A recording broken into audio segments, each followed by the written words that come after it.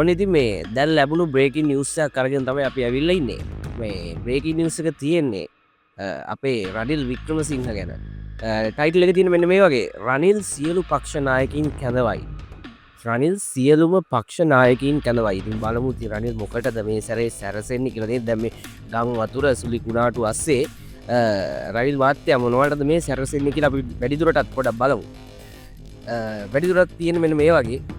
දික්වා සුලිකුණාටුව හේතුවෙන් ශ්‍රී ලංකාවට ඇති වූ අතිශය අයහපත් තත්ත්වය හමුවේ ගතයුතු පියවර සාකච්ඡා කිරීම සඳහා සියලුම පක්ෂ නායකයින් කැඳවීමට හිටපු ජනාධිපති රනිල් වික්‍රමසිංහ මහතා පියවරගෙන තියෙනවා.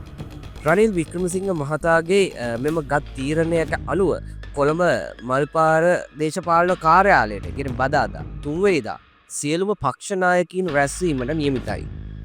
දරුණු ස්වභාවික විපතකදී රනිල් වික්‍රමසිංහ මහතාගේ නායකත්වය යටතේ සාර්ථකව මුහුණදී ලැබූ අත්දැකීම් අනුව ඉදිරියේදී ගතයුතු පියවර පක්ෂ නායකයින් සමග රැස්වීමේදී තීරණ කරන බවත් එක්සත් ජාතික පක්ෂයේ සභාපති වජිර අබේවර්ධන මහතා පවසලා තියෙනවා.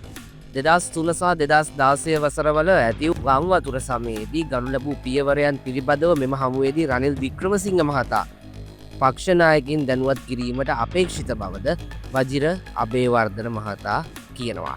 මෙම දරුණු ව්‍යසනයෙන් පසුව පාර්ලිමේන්තුවේදී සහ ඉන් පිටතදී සියලුම දේශපාලන පක්ෂ නායකයන්ගෙන් එක් තැනකට කැඳවන්නේ ප්‍රථම අවස්ථාව බවටද වජිර අබේවර්ධන මහතා කියලා තියෙනවා. ඉතින් මේ මිනිස්සුන්ට අමාරු වෙලාවක්, මිනිස්සුන්ට මේ ගොඩක් අපහසුතාවයන් තියෙන වෙලාවක්.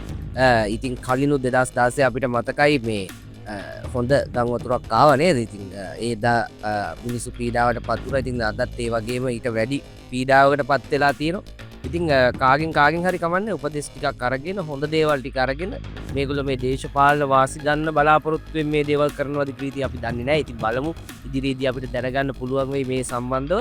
ඉතින් අපි බලමු මේ LK+ එකත් එක්ක අනිවාර්යෙන් රැඩ්ලා ඉන්න මේ වගේ ස්පෙෂල් නිවුස් විතරක් දැනගන්න LK+ අනිවාර්යෙන්ම subscribe කරලා තියාගන්න.